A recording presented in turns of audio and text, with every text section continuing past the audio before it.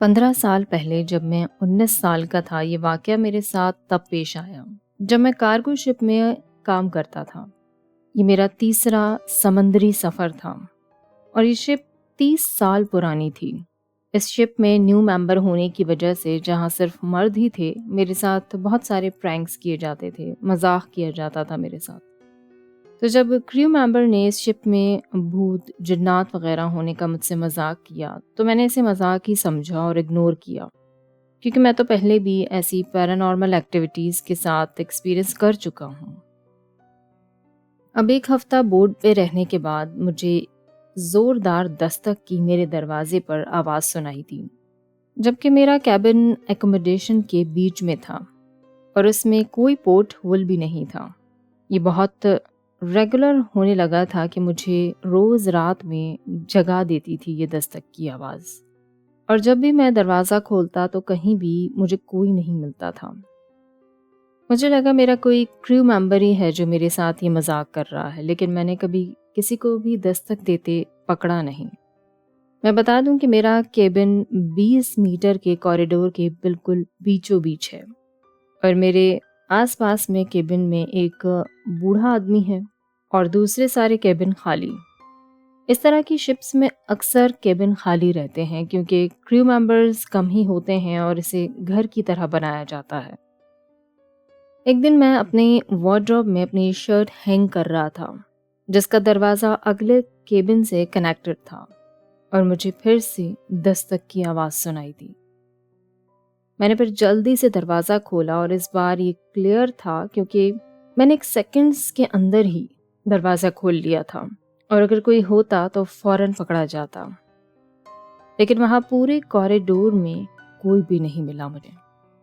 اب مجھے یقین ہونے لگا تھا کہ کریو ممبرز کی وہ باتیں جھوٹی نہیں، یہاں سچ مچ کچھ ہانٹڈ ہے۔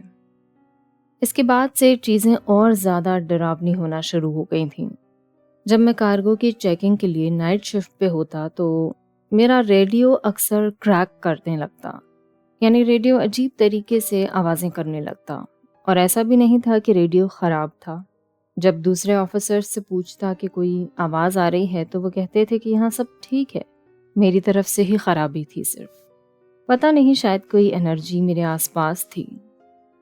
خیر، ایک رات 2 بجے میں لانڈری کر رہا تھا تو لانڈری کے وقت الارم بجنے لگا اور واٹر ڈور اچانک سے بند ہو گیا۔ دوسری طرف کلیگ بتاتا ہے کہ اسے اسکرین پر دروازہ کھلا نظر آ رہا ہے۔ میں نے ایک دروازہ کھولا اور دوسرے دروازے کی طرف بڑھا تو وہ میرے سامنے خود بخود بند ہو گیا۔ ساری لائٹس جلنے بجھنے لگیں اور میرا ریڈیو بھی کریک کرنے لگا۔ یہ سسٹم فیلئر ہو سکتا تھا، لیکن دروازے آسانی سے کام کرتے تھے، مگر لائٹس اور دروازوں کا ایک ساتھ خراب ہونا یقیناً کچھ کریپی تھا۔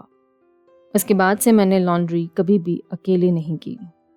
ایک رات میں نے دیکھا ہمارا ساتھی برج پہ ڈیوٹی کے دوران کافی ڈرا ہوا تھا، وہ کانپ رہا تھا۔